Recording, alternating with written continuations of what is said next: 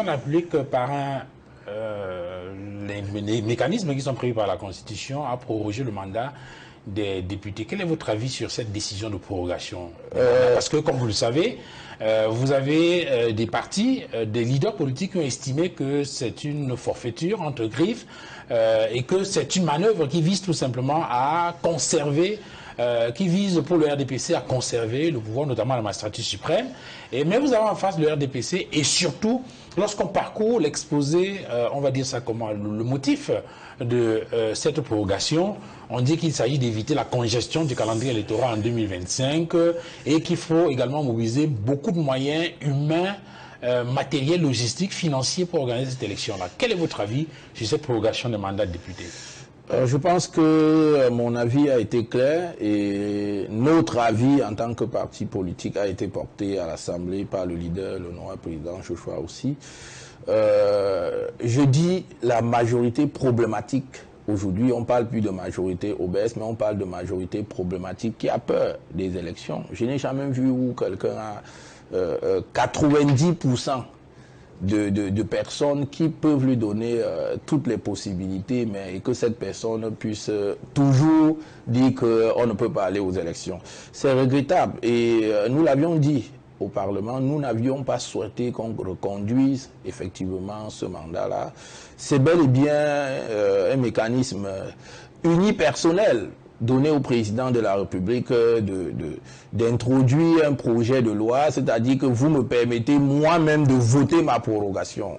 Et on peut le permettre autant de fois que possible. C'est-à-dire que demain matin, vous pouvez trouver que les députés ont fait 20 ans, ils ne font que proroger eux-mêmes leur mandat. Et je vous dis que la loi ne limite pas.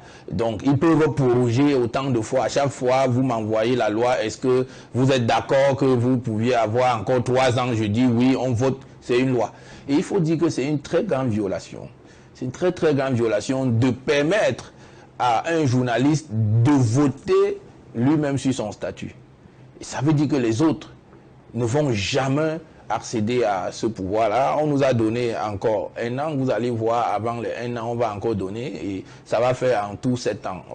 On peut tout simplement dire que la Constitution du Cameroun permet que le mandat des députés doit avoir lieu au plus tard telle période. On se donne 5 ans ou 7 ans, comme ils ont mis 5 ans et à chaque fois ils pourront. C'est des manœuvres. Et c'est des manœuvres. Ils ont mis en avant, ils ont justement évoqué les dispositions de la Constitution qui prévoient que cela puisse se faire. Non, c'est inacceptable. Ce n'est pas les dispositions de la Constitution donnent ce pouvoir au président de la République d'introduire, mais ce n'est pas un pouvoir. Quelqu'un a parlé de la loi de la continuité, c'est quand même inacceptable parce que vous allez observer depuis presque 97, les mandats des députés ne s'achèvent plus après 5 ans. Les mandats des députés, on les porte toujours à 7 ans ou si ce n'est pas 6 ans. Mais quel est le problème que ça pose de votre point de vue? Le problème, il est clair. C'est le système, c'est-à-dire que la majorité problématique, c'est pour conserver le pouvoir. Et aujourd'hui, ça vise à atteindre un seul objectif, à réélire le président en place. C'est tout. Nous n'avions pas d'autre chose que nous devons dire. Le président en place, on lui dit que vous pouviez tout simplement aller aux élections et permettre à ce que tout le monde, c'est-à-dire les partis politiques qui n'ont pas pu concourir avant, puissent aussi aller aux élections et obtenir des sièges qui vont leur permettre de candidater à l'élection présidentielle. C'est aussi ça la démocratie. Si vous avez autant de puissance, vous laissez tout le monde aller aux élections. Mais aujourd'hui, on observe que c'est simplement des manœuvres dans le but d'écarter quelques politiciens. Et vous voyez ce qui se passe aujourd'hui avec les partis politiques. C'est-à-dire qu'on a des hautes personnalités qui traitent des responsables de partis politiques de nounous. Et ça fait rire dans une république. Vous ne savez pas ce que veut dire être président d'un parti politique? C'est-à-dire qu'avoir des militants, vous ne dormez pas sur votre lit, vous êtes tous les jours en train de travailler pour la population, et puis on vient vous traiter des nounous. Je ne sais pas si la personne, effectivement, a une conscience. Alors, sur cette question, de façon précise, puisque vous n'étiez pas d'accord, comment est-ce que vous avez marqué votre désaccord par rapport à ça? Au niveau de l'Assemblée, comme je vous ai dit, la majorité problématique. Nous, on n'a pas voulu organiser encore une autre opération blocus. Parce qu'au niveau de l'Assemblée nationale, ce qui est étrange et étonnant, c'est qu'on vous fait voter même sur l'illégalité. C'est-à-dire qu'on dit que, ok, comme vous n'êtes pas d'accord, allons au vote. Et à chaque fois que vous avez soulevé un point de vue pertinent qui va mettre la majorité problématique en difficulté, on vous dit d'aller au vote. On va au vote pour l'illégalité. On vous dit que vous avez l'obligation d'introduire un projet de loi au plus tard, telle période. Vous n'introduisez pas à cette période. Mais la loi est sur la table, on vous dit on fait comment? On dit votons alors si on accepte ou pas. Qu'est-ce que ça veut dire dans une république? C'est la tricherie absolue.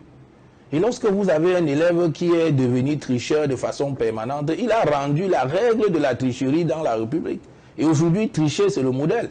Mais dites-nous, faites-nous quelques indiscrétions si cela est possible. Est-ce que vous êtes les seuls députés de l'opposition? Je veux dire, est-ce que vous êtes seuls de l'opposition et députés à l'Assemblée nationale opposés à cette mécanique-là? Est-ce que vous n'avez... Il y a à l'Assemblée nationale des députés de l'opposition ferme qui se sont regroupés. On appelle ça Union pour le changement. Ils sont au nombre de 16. Sur 180, nous sommes 16. Et les 16, là, leurs points de vue ont été constants. Vous pouvez regarder dans les vidéos. Et donc, nous disons, on ne sait pas pourquoi. D'ailleurs, on a été surpris de voir que c'est le ministre chargé des relations avec l'Assemblée nationale qui vienne défendre un tel projet de loi. On est surpris, on ne sait pas. Le rôle du ministre chargé de relations avec l'Assemblée nationale, c'est de coordonner les activités entre le Parlement et le gouvernement. Mais on a été surpris de voir que lui, c'est lui qui était assis au banc du gouvernement pour nous dire comment est-ce que cette loi-là doit passer. Qu'est-ce qu'il a à faire à l'intérieur? Qu'est-ce qu'il a à faire dans des affaires du gouvernement? Et en plus, nous l'avions dit, vous avez suivi, commençant par la commission, l'honorable Koupit, qui a imposé cela, et nous l'avions repris au niveau de la plénière. Donc nous, on n'est pas d'accord de cette prorogation. C'est une affaire, certains députés de parti au pouvoir ont appelé ça le bonus. Ils ont appelé qu'ils ont eu un bonus. Qu'est-ce qu'on appelle bonus? Nous sommes venus à l'Assemblée nationale pour travailler et on travaille pour une période, après on se retire. Si on n'est pas réélu, chacun rentre dans ses activités personnelles.